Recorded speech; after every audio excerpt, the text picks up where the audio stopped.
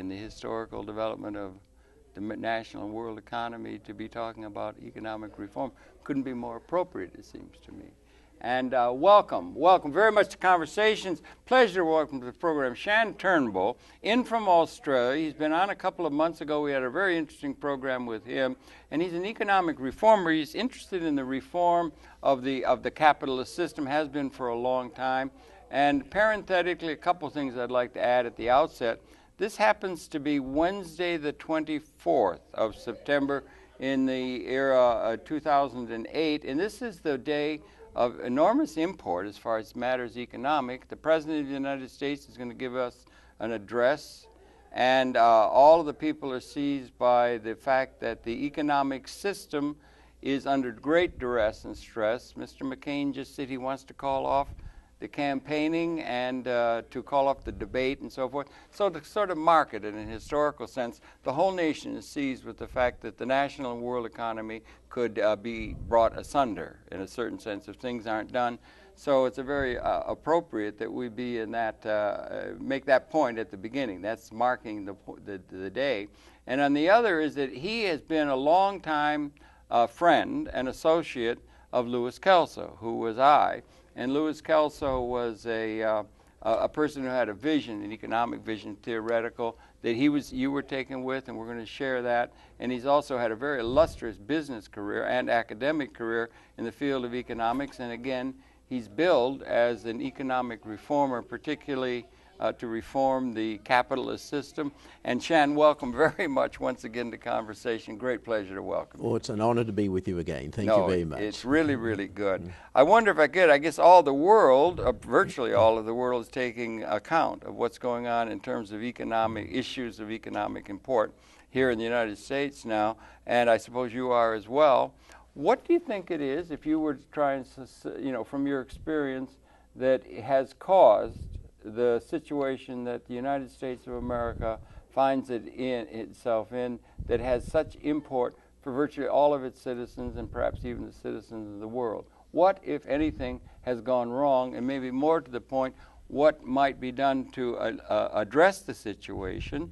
And then thirdly, what might be addressed to get us out of or into a new pattern that will avoid those kind of problems that we're encountering now as we begin to look ahead, 5, 10, 20, 100 years out? They're big questions, Harold, very challenging, and you'll have to guide me through and remind me of your questions. But I can see three problems that have happened. The first is that governments have allowed financial firms to get too big to allow to fail. And that's just inconsistent with the whole theory and practice of capitalism. If if you get into trouble, they should fail, and they should be should allow companies to fail. And the government has been irresponsible in allowing corporations to get too big. And the reason they get big is because it's more efficient and they make more money. But the counter problem is, of course, they're not resilient to shocks. And so they've traded off efficiency and profitability for resilience. So the first problem is corporations, and especially financial organizations, have just got too big. And so governments can't afford to allow them to fail without bringing down the whole system. The next problem is the financial system, the banks. The reason banks get lender of last resort from the government, because banking is intrinsically a high-risk business. Basically, in the old days, banks borrowed money from depositors, they borrowed short and lent long. That's intrinsically a high-risk business, and because there could be a run on the bank. And so the banks got a license from the government to operate, and with that license came the lender of last resort from the central bank. What happened is that non-banks started getting into the same business of creating all sorts of sophisticated modern derivatives and synthetic swaps and assets. So non-banks got into the banking business, and banks got into non-banking business. I think the derivatives was a device to try and deal with risk. Maybe even currency fluctuations or something. And I had some banker friends tell me that if they didn't have a derivatives clause in the contract, they might be sued for malpractice. It was a form of trying to deal with risk. I agree. Yeah. But the way they should deal with risk is not overlend. Because the third problem of the system is that people have had too much borrowings. And the more you borrow, the more risk you get. And one way of avoiding that risk is not gearing up or leveraging your equity with so much debt. And the investment banks have been over-leveraged. Licensed commercial banks, there used to be limits on how much they could also have to their liabilities, but that's now got lost in the midst of confusion of new international agreements where the banks themselves determine what is safe, the Basel II agreement it's called. And they rely on the assessment of the credit agencies, and those credit agencies are in the pay of the banks that who evaluate them. So there's a huge conflict of interest in the financial system. Okay, there is, and sometimes they would be touting stocks in order to have the stock go up so somebody could make money on that. But there is inherently in it, let's just sort of begin at the level of business or something like that. So you've had a great experience, you've written enormously on it and so forth. But let's say, for instance, if you're going to make an investment, a business investment, you're going to make an investment that's something from a feasibility study that would have been carefully worked out by management or consultants or whatever, and they would run those things down with great accuracy as they possibly could, that it's going to pay for itself out of its future earnings. Is that not the logic of all business finance? Exactly. Okay. That any productive, to create wealth, you've got to generate more cash than it costs you to set up the operations. Otherwise, it's a bad investment. Exactly, you lose money. Yeah, and you'll get no growth that way. No growth that way. Yeah. And businessmen will not rely on the unforeseeable future to get their money back. They want to get the main problem that businessmen are concerned with is not the profit they make, but will they get the money they put at risk back? They don't want to lose money. The first thing is not to lose money. The next thing is to make a profit on the investment. Right, to make sure you don't lose. And for that, they have a thing called collateral that can be put up by people who are already well-financed or well ensconced. They can put up collateral in order to make an investment that's going to pay for itself out of its future earnings. This begins to sound a little bit like a fellow Lewis Kelso that we were both in terms of. Exactly. And what Lewis was a practical businessman, and he was very successful. Very successful, and introduced the concept of self-financing assets, assets which pay for themselves out of their cash flow. And you don't have out of their future earnings. Out of their future earnings. Okay, yes. Okay, you're right. I use the word cash flow, which is a business term, but it's out of their future earnings. Yes. And economists don't have this concept of self-financing assets. In fact, economists don't distinguish between various sorts of assets. Now, Lewis said, you know, a productive asset which pays for itself is self-financing.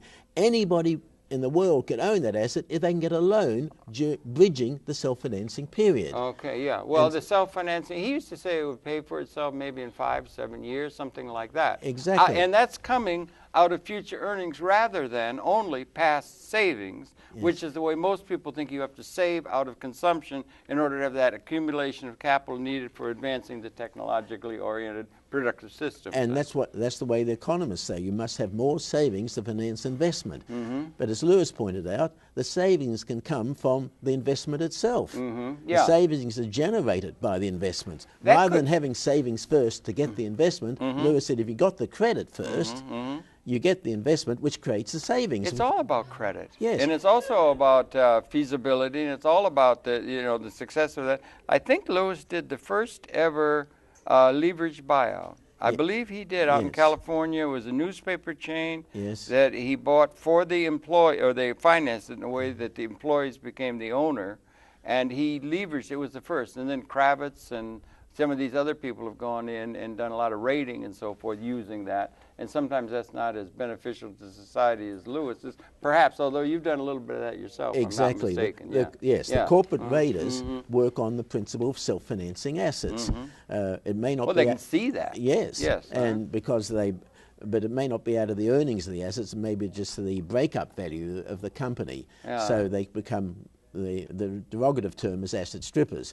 And I was in that business for 7 years. We took over, in Australia, we took over 12 publicly traded companies with unfriendly takeover bids and reorganised the companies. Some call them hostile takeovers. Hostile takeovers. Where the barbarian... Unfriendly is a little more nuanced. We were the barbarians at the gate. Yes. And you're rationalising this is making the economy more efficient by making putting tired, low-earning assets, making them more productive. Also management teams, because I think you're very interested in management and the need to have good management. And if you have bad management, you have every right to be able to come in, particularly for the shareholders, in order to get rid of a bad management team that's not operating appropriately. Well, they're lazy or self-indulgent management team. Or inept. But the what is now called private equity deals make the rich richer. What Lewis was on about was making the people without collateral, without wealth, that's the folk. Asset ownership. So to redistribute income-producing assets so they can have income without work or government welfare, which means you don't need government taxes. Isn't that interesting? Yeah. It's a vision of reorganizing society to distribute the wealth of nations without work or welfare. So you wrote a book to that effect, and I think we have it here, and I want to show it because you've dedicated it to me, and I'm very happy. And it's I don't know which camera can come in tight focus, and it's Democratizing the Wealth of Nations. That's Adam Smith. Democratizing the Wealth of Nations from New Money Sources and Profit Motives. Now, I'm going to hold this up, and one of these cameras can come in. Oh, there you go. Okay, can you come in on that? Here, see if you can come in. That's the title of the book. And so you're coming in on camera 2, okay? There it is, and he's dedicated, he's written this book, he's dedicated to Louis Kelso. Came out in about 1975. 1975, right when that system was coming into being. And this is the book that he wrote, and I congratulate you on it. And you knew Louis, and you were in touch with him then when he had had that meeting with Louis, Senator Long. Senator Long and so forth, yeah. Well, when I was in private equity, one of our targets was an American-listed company on the Pacific Stock Exchange, which had 6 seats on the New York Stock Exchange. Yeah. And I retained Louis as my advisor. Did you really? Yeah. In 1974. Boy, that was really hot. Two-factor theory had come out by then. And then also, if I may, his theory that he puts forth, and I'm here to try and make a point that the theory that Louis Kelso and Mortimer Adler, and then later his wife Patricia Hedder Kelso, came out with, stands outside what would be called the paradigm of economic theory and the economic system in place that is now being challenged by what's going on in Washington with Mr. Paulson and so forth, and that it's based upon certain ways of thinking. But it came out with a book back in 1958 with Mortimer Adler, our preeminent philosopher, called The Capitalist Manifesto. And you were aware of that, and that was one of the things that drew you to him? Yes. I'd been talking about distributing the wealth of nations in Australia, and some friends of mine who had met with Louis said, oh, there's this lawyer, businessman in California that you should read about. And they introduced me to his book, which is called The Two-Factor Theory. Yeah, that was 68, I think, 67. Yes. Yeah. So, and when I read that book, I realized that we had complementary thinking, and that's when I went to California to do a takeover of an American company. And hired his services. I hired his services to get to know him and to work with him. And the following year, I invited him to Australia, and it was to launch his lecture tour in Australia that the Company Directors Association in Australia, who sponsored it, commissioned me to write the book, which I was happy to do, to promote some complementary ideas to Louis of transferring ownership without the need for credit and without the need for tax incentives, but by just changing the property rights of corporations to introduce what I now call ecological property rights. That's really coming online now. I hope so. Yeah, I think so. Don't you just see everywhere, everything's coming green. There's going to be new technologies, solar power and everything's talking the praises of that now. And what I say is we've got to learn from nature. We want to design the capitalist system from the lessons of nature, and in nature everything dies and you get rebirth. And corporations should be doing the same thing, and that'll stop them growing so big that they can't afford to fail, and you get the Secretary of the United States Treasury trying to introduce legislation to, in fact, take control of all financial institutions. That's going on as you and I talk now. And the President of the United States is going to give an address to that effect in about an hour from the time you and I are sitting here talking, and is roiling the entire world. And you kindly sent me a copy of the 3-page bill that Secretary Paulson introduced into Congress. Right. And reading that bill, it's just outrageous of what they're proposing. Okay. It's really just... What is it? You could tell. You throw in your three words for it. No, your 3 pages worth, or your 3 little words. You know. Well, he's giving absolute power to the Secretary of the Treasurer to declare any financial institution an agent of the government. And as an agent of the government, he has the power to who you can hire and fire and what business they do. He has the power to buy their assets at a price that he determines. So it's just like a communist state, which proves that the market system has failed. Yeah. American capitalism has failed. It's not self-correcting. It doesn't refresh itself in an ecological manner of birth and rebirth. You've got to get the government in, and the fact that the government has got to take control proves that American capitalism has been a failure. Well, let's just hold off a little bit, because they're still functioning in a way, and whether it's failed or whether it can be resuscitated or whatever, that's what's being talked about now. I'm sure it'll be resuscitated, but it'll be in a way which will make the rich richer rather than democratizing the wealth of nations. Hasn't it always been that way, Shann? Yes, it has. No. I mean, going back through history, I mean, you had the emperors in Rome. They lived well, and the people were wallowing around in the mud. During the kingdoms of the feudal period, the serfs had nothing, and the few people, or at the Palace of Versailles with the powdered wigs, there were a few aristos that had all the power and wealth, and then the people were more or less led around, or always been like that. Well, the wealthy have the power. We've never had a real economic democracy. No, the wealthy have the power to make the rules, which is the golden rule. That's Those are the golds ruled. And they also write the history. The winners always write the history.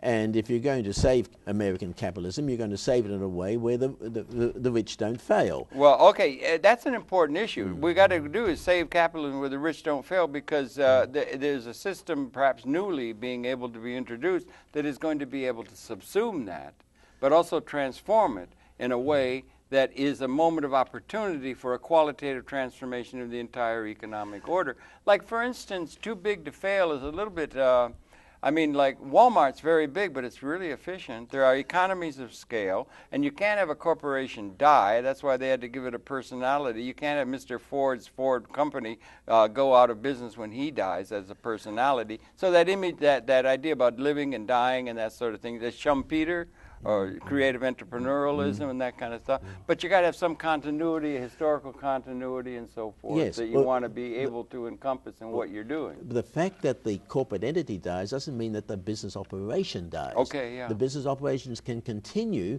but be owned by the stakeholders, which are the customers, suppliers, and the workers. They're the people that vote the politicians into power. But with all due respect, Shann, they do not own it.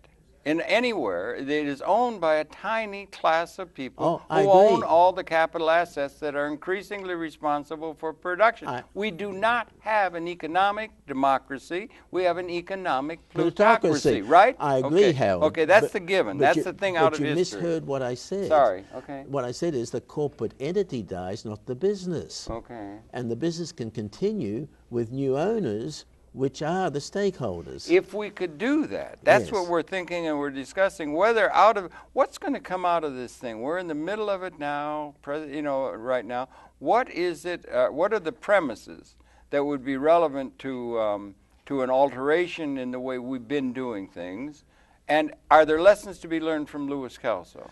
Certainly. Now, and they're not heard wide enough. In the business world, economic world, it's not taught anywhere in the United States or anywhere, that economic theory. He's not taught. He's eschewed by everyone. You understand? Exactly. Okay. But often economists don't concern themselves too much with ownership. They say ownership is a political issue. It's not part of their discipline.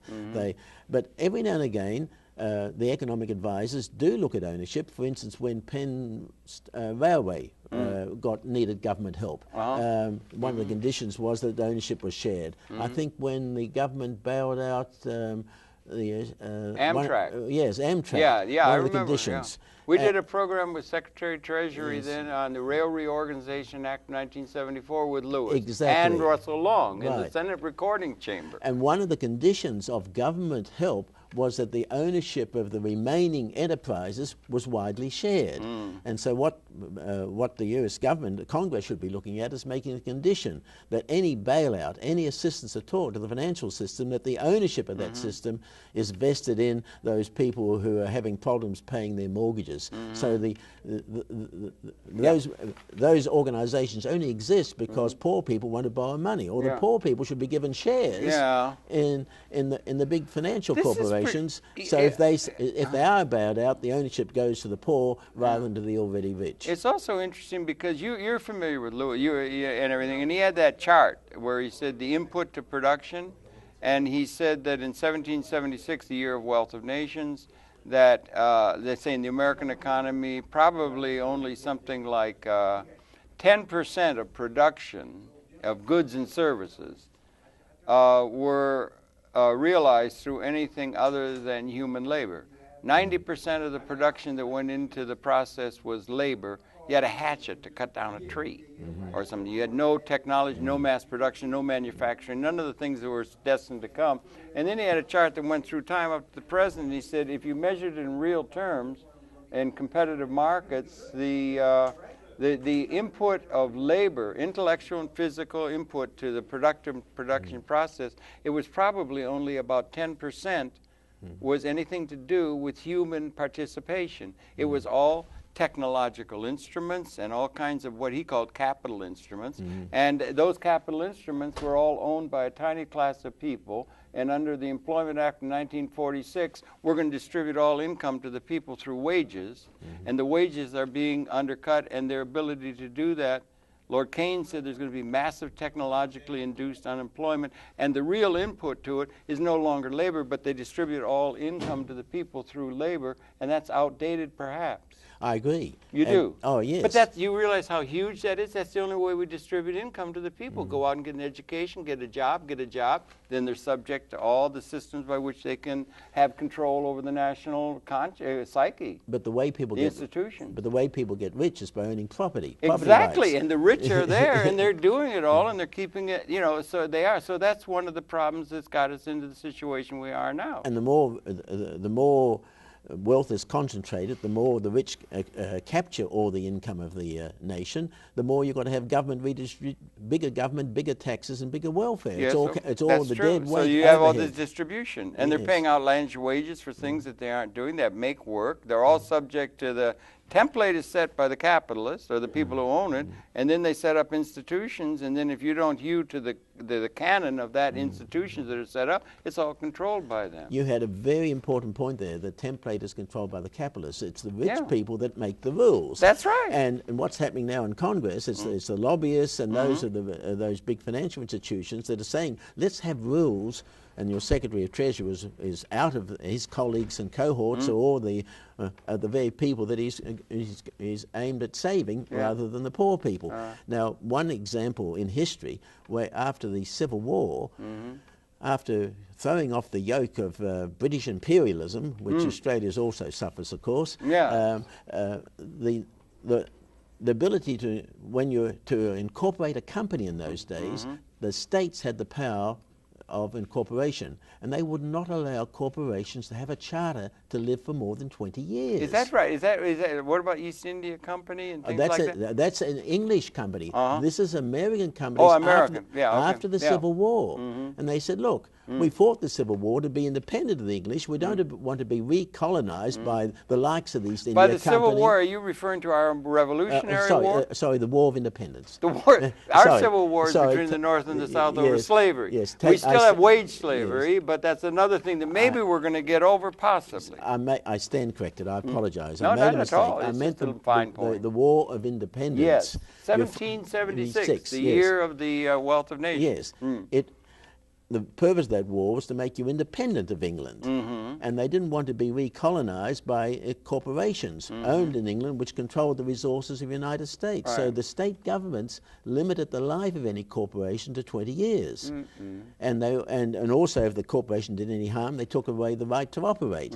Now those rules gradually got changed by common law judges and by lobbying the legislatures by the rich. In other words, this is back to the point that the rich manipulate the rules to further their own interests. Well, they would do that to, well, I guess that makes sense, doesn't it? Of course it does. They're going to. They're going to look out for their own interests. Yes. I mean, every spin agency and ad agency does the same for their clients. Exactly. Yeah. But if you're trying to elect a president, that's the biggest ball game of all. The president should be those standing for the presidency should say no.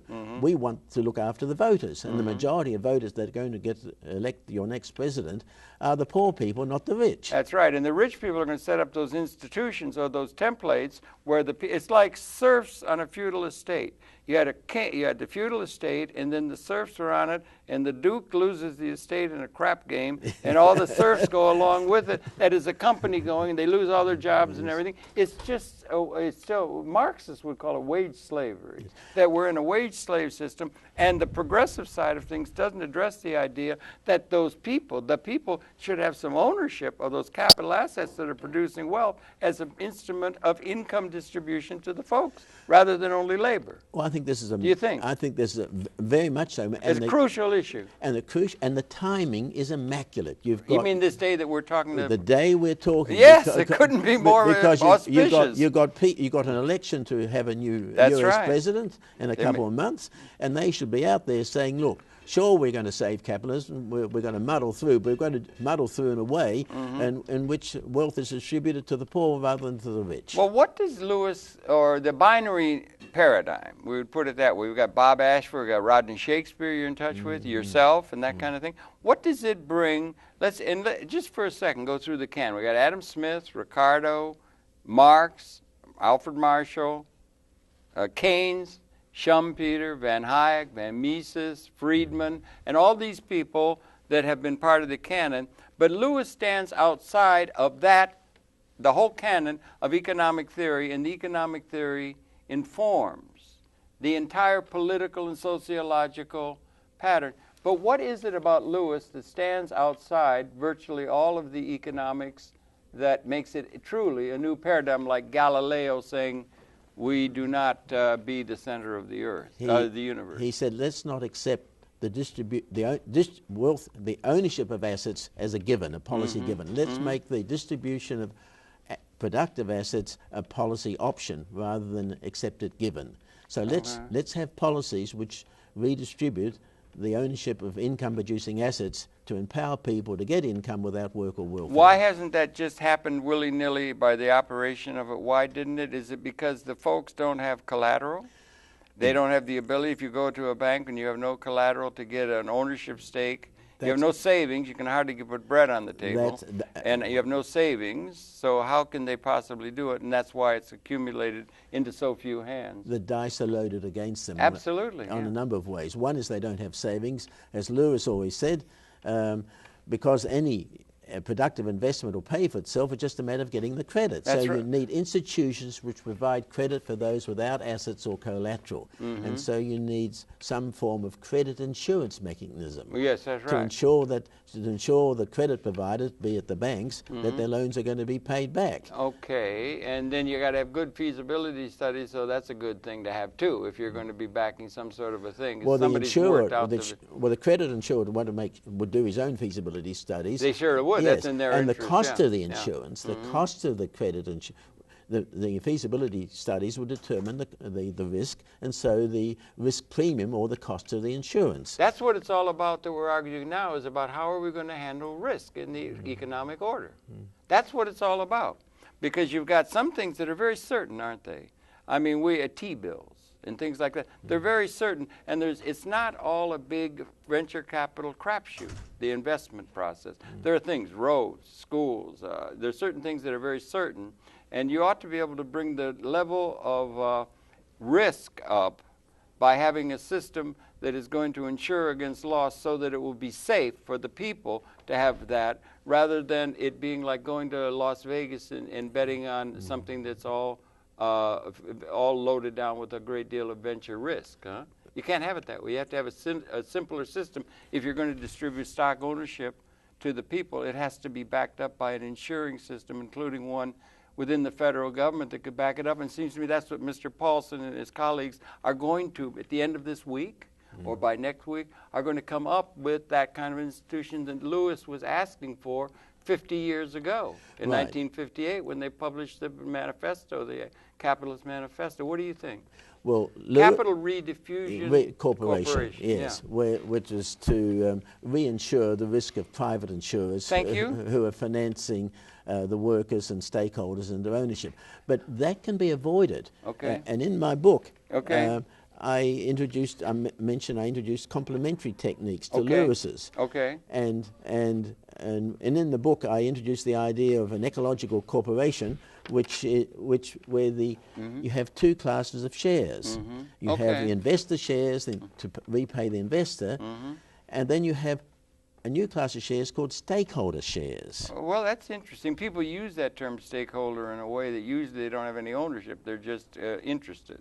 Right. But they don't have no real ownership or no source of income. Right. But stakeholders are of record in the company's books because you have suppliers. Okay. It has a record of who its suppliers are. It has a record of who its workers are. It has a record who its customers are. And these stakeholders of record, no company can exist without those sort of stakeholders. Okay. And so it's how you cut the pie between the investors and the stakeholders. And initially, of course, you've got to attract the investors in and give them an incentive. And here's the little pie chart. Yeah, now this is not going to be able to show up from. This is a pie chart. Well, which we hold it on? Only this camera is robotic. I mean, I don't know what is that it? Can you come in? This is a pie chart. This is the thing that you propose complementary to Lewis. Yes. Yes. Okay. And the idea, Mr. Perot used to talk about stakeholders and so forth when he got 20% of the vote in 1992. Yes. Wanting something new. But, okay. Now, how the stakeholder corporation works is the investors get their 100% ownership in the beginning. But the patents, for instance, you only get ownership of a patent for 20 years. A patent, we call it. A patent. Yeah, right. Yeah, patent. Yeah. Yes. After 20 years, there's no ownership. It disappears completely. And I'm saying, no, let not the ownership of a corporation disappear. Let it transfer gradually over time to the stakeholders.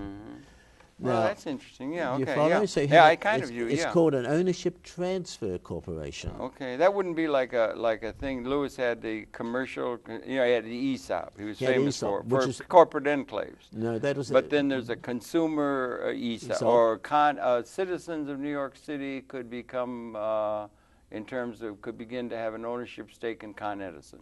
Because they're the natural constituent, they're paying the bill and everything. Right, the Alaska Pipeline was a proposal. Alaska Pipeline, Mike Gravel worked that out. All voters in Alaska should own the pipeline and get dividends from the production. No, Lewis's proposals depends upon debt financing, buying the assets in trust for the stakeholders. My proposal requires no debt. And this, if you can get an open window at the Fed or something with interest free, is that dependent on that? No, not at all. No. Okay. And in fact, Jeff Gates, who was Senator Russell Long's chief of staff, counsel, and helped write the tax incentives to introduce the Kelso plan or employee share ownership plans in the 1970s. When the Soviet Union disintegrated and they wanted to privatize, Jeff Gates was the world-leading expert on drafting legislation of how to privatize through employee ownership or through customer ownership or stakeholder ownership on Lewis Kelso's ESOP plan. Yeah, he was there from the beginning, and he wrote a very interesting book, The Ownership Solution. They got wide endorsements from everybody. And he's a very gifted communicator, is Jeff. And he was sent to the Soviet Union to advise the Putin. The original. I've forgotten his name. Gorbachev? No, after him. Yeah, I know too. The guy that drank a lot of vodka. Yes. I forgot. I remember I was very concerned. They had that button over there that could be pushed, and he used to fit the vodka in the day. It was a little disquieting. So he went to the Soviet Union. Yeltsin. Yes. So he went to Soviet Union and other satellites to advise them how to privatize through using the Kelso plan, which I'm not sure it's worked all that well. Well, they never adopted it. It's just a kleptocracy over there now, as far as I tell. It was not adopted for Okay. two reasons. Because it depended upon sophisticated banking Yeah. to provide the credit, and they didn't have that. Okay, It yeah. also depended upon tax incentives, which they didn't have either. Well, that was all they had. If I may, Shann, I was there, and they were the ESOP. They'd set up an ESOP, employee stock ownership plan, and they could do a tax. Russell Long was very much in support of it, but you didn't have a general theory. They didn't have a general system in place that could make it be understandable and able to be working for the whole society. They had to do little pieces of it. And it's when you're trying to do little pieces of something, which is really a paradigm or a whole system, you couldn't get that. You need that capital diffusion, diffusion reinsuring corporation, government, full faith and credit of the United States behind insuring against loss to make it a safe thing, to big real investment to the people rather than to only the venture people that have the collateral already and so forth, to get it all concentrated. And that's never been in place, but it might be emerging out of this current crisis, possibly. Well, let me and go. is the economic paradigm that Lewis presented, and you worked on with collaterally and so forth, relevant to understanding about where are we going from here with what this mess that we've come upon now on this particular day. I agree, but I wanted to finish the story about Jeff Gates. Okay, I'm sorry. Yes, because Jeff was then invited to go to to China by the State Commission for Reforming the Economic System there, and they were interested in also in privatizing. Yeah, and they're doing it. And they're doing it, and so. Jeff again, kleptocracy. Yes. Well, it's very plutocratic. Yes. Yeah. So Jeff was invited to go there, and he said, "Look, Shann, the ESOP system wouldn't work in Russia because they didn't have the banking system, they didn't have the tax incentives, And they didn't have the overall system. Right. Yeah. And we don't have the and overall he said, system I think yet. We may be getting there. He said, in China you've got a blank canvas, and I think the idea of an ownership transfer corporation would be the way for the Chinese to go, and because of that he invited me to go in this 3-man delegation to Beijing, where we ran seminars for 10 days of how to democratize Well, their do you wealth. happen to remember the year that was? 1991 or 2 it was. I think it was 1992. Very early, yeah. And because it was this, using ownership transfer corporations is a simpler way of distributing ownership of corporations than using leverage buyouts and banking. In Well, other he words, did. Lewis, I think, did things that were possible to be done. He was a voice in the world. And what he's saying is like Galileo was saying we don't go with the sun. And he said we're not the center of the universe, the sun is, and so forth. And they would be trying to work all kinds of ways to justify the orbit pathways of Jupiter to prove we were the center of the universe because people's identity. We're in that case now.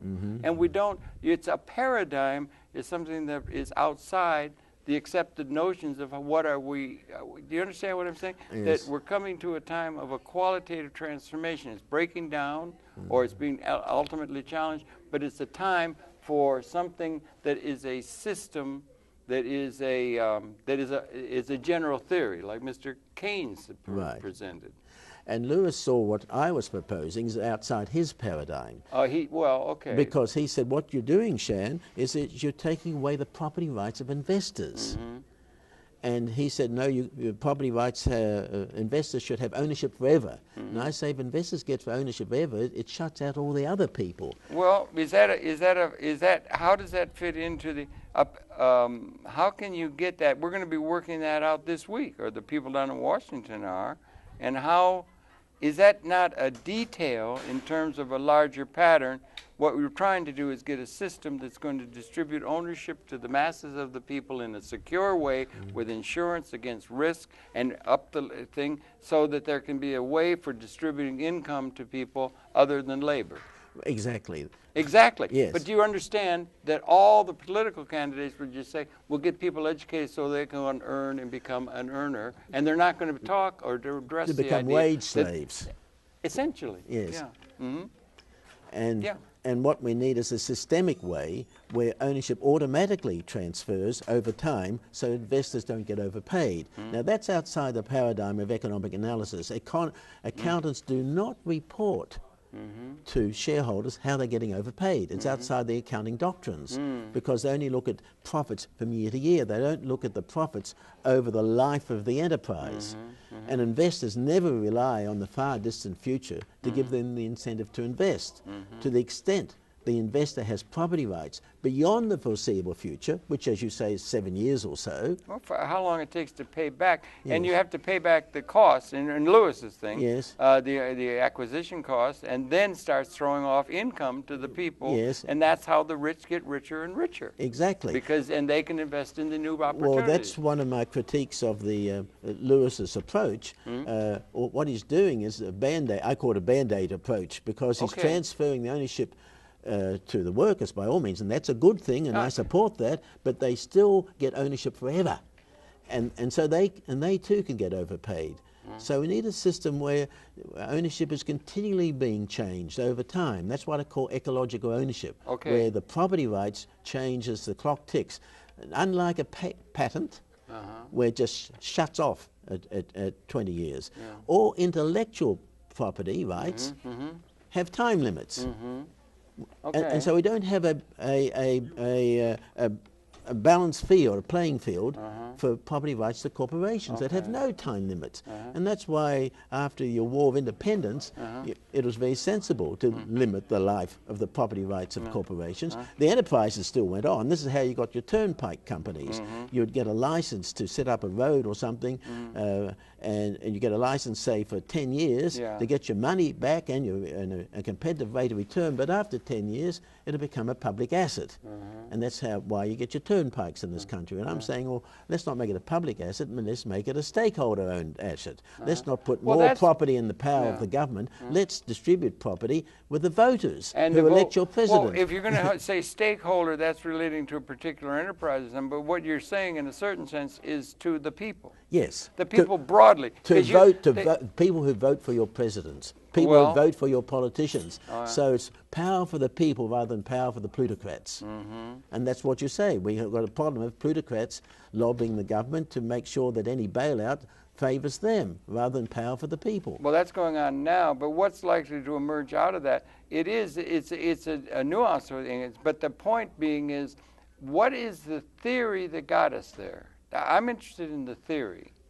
And I'm here to say, if you're saying you're going to get income to the people by their ownership stake in something, an enterprise that involves a great deal of technology, they don't have to do anything at all when they get up in the morning in order to have that income coming to them.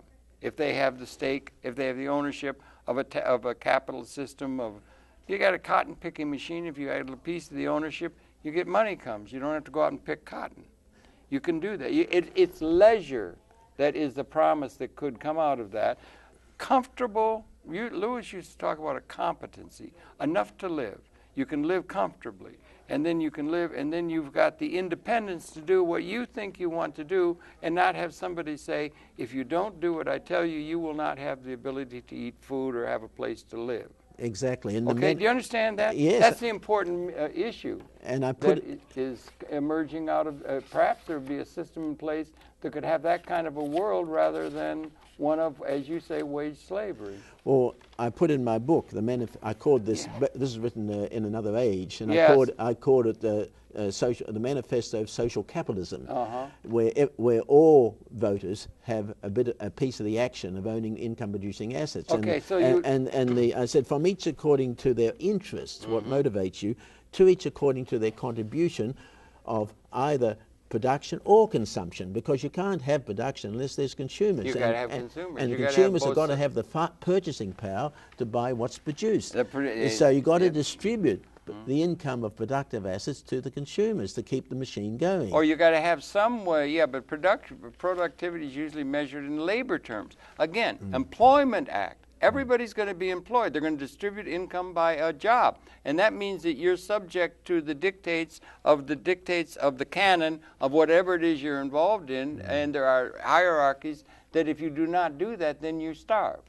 Right. So it's a form of oppression. If people are independently invested with income-producing ownership of capital instruments that are producing, let's say, maybe an abundant or a vastly expanding capability than what we've had out of history, then you would have an independence or a comfortable way of life assured to them, and they would not have to, they could then be a truly independent participant in the society the way they want to. It'd be like a liberation from the strictures that are part of the authoritarian systems that make up most of the institutions of the world currently. Well, that's my vision of my book, that you have not policies of full employment, but policies of fulfillment in employment or leisure. Yeah.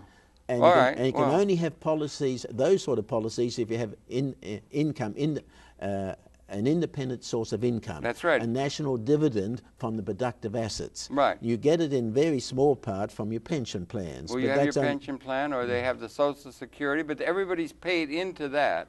And the risk level that's able to be assumed by that is so low on the scale, they've got to make it so that the system overall, they're going to be able to go up the risk level comfortably in order to finance the means by which income is being distributed to the folks, because the folks are not operating in the realm of venture. They want to make everything seem like venture. Everything's a venture deal, and you do have people out there doing that, but it would force those people up, give them opportunity to do things that are venture, but you got to go up the risk scale, and that's what the whole thing is involved about. That's what the derivatives and everything was involved with, and that's what's Lewis's pattern would deal with that, it seems to me, and maybe the auxiliary one or the complementary one that you're proposing. Ownership transfer. Yeah. And ownership transfer is used by a lot of governments now, but they do it back to front. When a government wants to finance a power station or a road, they contract it. They ask a private contractor to own the power station and to sell them the energy for 20 years. But at the end of the 20 years, the ownership of the power station goes to the government. Now I'm saying no, the ownership should go to the customers who generate the cash flows to pay for the power station, because it's a self-financing investment. Yeah. And what we really want is a two-income economy, which what Lewis talked about. Yeah, you get well, you get an income from your labour if you gave you fulfilment, or you get income from your share of the ownership of income-producing assets. Well, it might be good if you could set it aside. And the thing is, you're up against something that's really strong, like say the work ethic. And they're saying that you will work hard, but I noticed the sergeants in the Army didn't want to hear about democracy. There are a lot of people who want to organize a lot of those people out there in order to get all kinds of advantages, and there are incentives to get people organized to do things in a way. And if people have, suppose the people fantasize, suppose everybody had an independent source of income. They had a competence. Didn't have to do anything for it. Let's say the way the system is. They would be liberated from that. So people would say, that's anarchy. They are not going to do what I tell them to do, and we won't get anything done because we are the boss, and you will do it the way we say you should. And people line up, and they have to get things done in the name of production, and they have to contribute to it. But if people were independently able to be doing that, and things could be produced, then that would free people to be concerned instead of with the goods and services. They would be concerned with the goods of civilization, what it is they want to do. And it's just assumed they're not supposed to do what they want to do. They're supposed to do what an economic tells them they must do in order to get something to eat. Well, that work, yes, and the work ethic is a battle that I share that concerns Lewis, because he found a lot of people would argue, and I found this too, would say, oh, people can't get assets for doing nothing. Well, there are a lot of people who do. Yes. I mean, no, they get income. Yes. The distribution of income be politically determined, but they get income for doing nothing, as they have the checks come regularly into the account from the dividend payments on all the assets that they own. They don't have to do anything for it. And now, a lot of people say they get all kinds of wasted lives and that kind of stuff, but those are morality plays in order to keep us in line, I think, or the groups, the masses of the people. I think you need to have social pressure to make sure that if people get income without work or welfare, there's social pressure and peer group pressure that they still contribute to society in some way or other. But they would be contributing on their own. So they'd be contributing voluntarily. Like here, we do this. This is voluntary. Yes. So you got people who are contributing.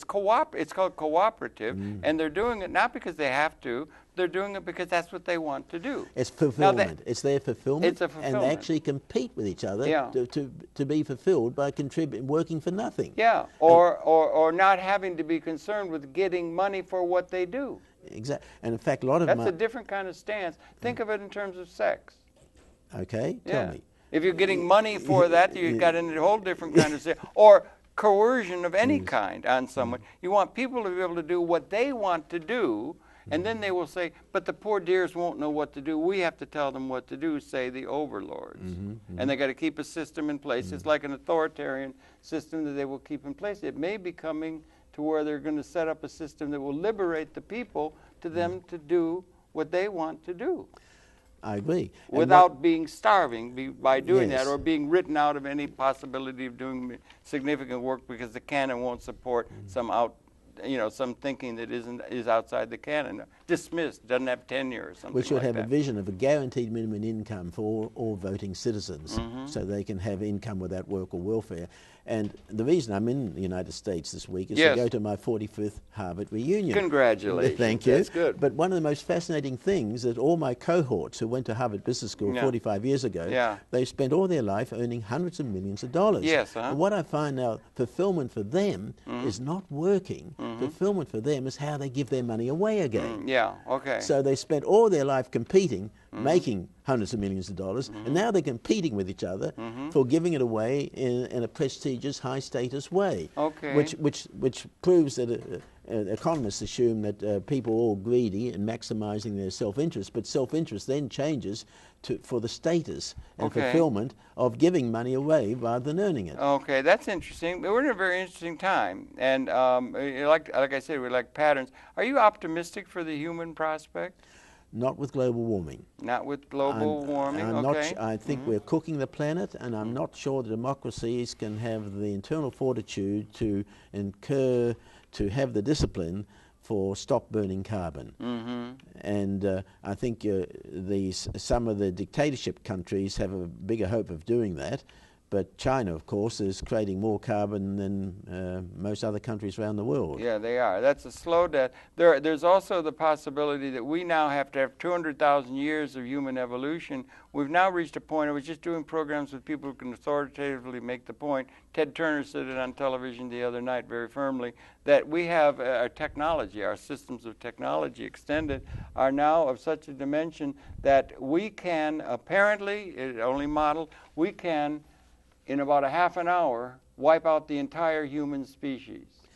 Well, last week I Wait a minute, do you hear that? Yes. Now, does that resonate with you as something that might actually be true? Yes, because last week I visited the atomic bomb cities in Japan, Nagasaki and Hiroshima, and I went to their museums, and one there they had a sphere of the Earth, and they had on it red markers showing the amount of atomic bombs all around the world in storage today. And it was just massive explosive power, and it could wipe out the humanity a number of times. And it's a sleeper there that nobody's sort of looking at anymore. And why? Why would we? That would be denial. That's an existing new reality. Do you understand? It exists. Couldn't do it in the Second World War. About 1970, they come up with when we reached that point. It's a new existential situation in universe, in this part of universe where we happen to dwell. On the other side, it might be, as Fuller was talking about, we may have transcended material scarcity, what with nanotechnology, doing more with less, ephemeralization, good design, all kinds of things, where the ironclad laws of scarcity, which has informed all of the political and economic organization, the ontology or the reality may have transcended. Scarcity would be the yin to the yang of a universe that's in union, that we've transcended scarcity, and that is something that might be dawning, which would make possible, because if there is non-scarcity, you have very different ideas of what human nature is. They take those positions of what human nature is from a condition that's perhaps been transformed, and then we could have that in our mind as we set up the economic policy, that it maybe not be so bad to trust the people to be able to do the right thing. If you understand what I'm saying. You're turning economics on its head. Economics is all about scarcity, and what you're doing is turning economics on its head. Well, and doing it, if that is a potential thing that never seems to be admitted. There's just assuming there's not nearly enough. always, but it's because we don't have good design, and design might begin with our economic and political institutions are ill-designed for that living pattern or that liberation pattern that might be in the wind or available to us now, and it ought to be recognized that we're going to have a new economic underpinning to that. It may be coming out of all the trauma that the country of the United States is going through now, trying to find its way to a system that would encompass Lewis, I would submit, anew from all the other canon, good deal of your complimentary stuff, and I think it's worthwhile bringing that up to the people who happen to be watching the program. And also they've got to consider what sort of monetary system you require. Of course. Because Sir Nicholas Stern said that the climate change is the biggest example of market failure the world has ever known, and nobody's really inquired how did that market failure occurred. And I would propose that the market failure occurred because we've got the wrong sort of money system. A money system which increases in value from interest, where the Muslims have interest-free money. They're trying, some are. Yes. They're trying to get around. We got around that stricture of usury, didn't we? Yes. Yeah.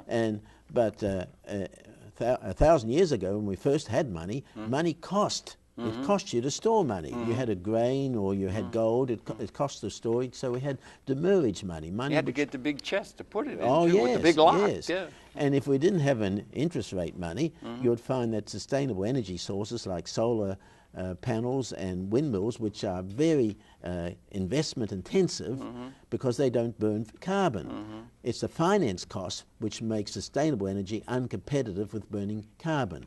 So if we could eliminate the finance cost by having interest-free or demurrage money, we'd have sustainable energy and we'd save cooking the planet. Is that interest-free by getting an open window at the Fed or something? Nothing. No, nothing that way. No, not that. Well, you could do it that way. Right. That's the way. That's the way Lewis proposed, and it's a selective monetary policy, and there is a bill before Congress, I believe, that local governments in the United States for infrastructure work should have access to the window at the Fed to get interest-free loans, because any interest cost put on it is really is more taxpayers the local governments have to pay to finance their infrastructure. A lot of people are making money off that. Of course. And well, anyway, the situation we're in now is a time of really qualitative. And my president, we should get off this set and go watch what our president has to say. I think it's going to be on and all that's going on. It's an amazing show. What's going on? It's challenging everything. But I think some of the citizens could do very well to consider your work and Lewis's work as a monumental figure in terms of offering an alternative to the normal dialectic of left-right and so forth. He would be encompassing it. And I thank you for all that work and for participating in this program. It's so good to see you again. And thank you very much for your involvement with these ideas. No, very much. I hope you have a wonderful time on your at Harvard. You're on your way tomorrow, then? Yes. Okay. 3-day reunion in Boston. Good. Well, welcome back to the States and have a wonderful time. I think your wife's with you. Yes. Did I tell you what the customs official told me when I came to the country on Monday? He said, in the old days when the sheriff left town, the people robbed the banks. Nowadays, the sheriff stays in town and helps the banks rob the people. I'm afraid a lot of people see things that way, and it's but it might be there's some opportunity in this for real transformation thinking to emerge. It's a moment of crisis. That's when you're running out of options. You can get new ideas floating. Yeah. Okay, well, thank you very much, and we mark it again. What is it again? September 24th, isn't it? Yeah. Yes. So this is a memorable day. Everything's up for grabs, as it were, and so I hope we might have contributed to understanding it might help move things toward living rather than the killing that seems to be our path. We don't want to join entropy. Let's join. Better to liberate than to annihilate the human population. Exactly. We're at that point of that in history is a nightmare, and we may be awakening from it. James Joyce said history is a nightmare. And you've got to look after your children's children, or the seventh That's generation. Right. Seventh generation is there too. Yes. Anyway, your pleasure at the perception, Shann Turnbull, in from Australia, and thank you very much for coming, and thank you for viewing. We'll see you tomorrow. So I think we're out now, but that was, it was just going all over, and it's really an incredible time that you came to New York. I mean, you came to the States. You feel that we went too many subjects there? No, it's fine. No, but I'm just asking you now that you came and arrived on such in the middle of such a